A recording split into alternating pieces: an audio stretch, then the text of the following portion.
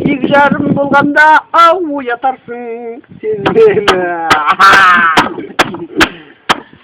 Күрең атты үкілеп мінген қандай, мініп алып қыстауға шапқан қандай, саяқтап күреңіңді қысырын жеңгесінен берген қандай, сұлтып басып аяғыңды жайменен қысырын терезесін қаққан қандай, қыз шығады күлімсіреп қыз алдыңнан үшіп еткізіп бетінен сүйген қандай, не деген аппетит, сол кездерде мынағынан келіп қалып, тар төсекте тар шапанды жамылып жатқан қандай, сол жерде айтылмайды, сыр қалмайды, кілт ашып сарпанды ашылғандай, ақ терде көк тер болып шапан асты болған қандай,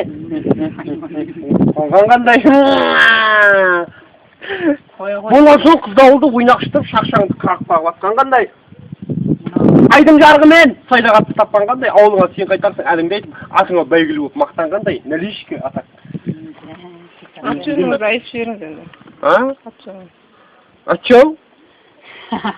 Не алды екен? Аты жөнің. Менің атым Меңдіғараева Гүлмира.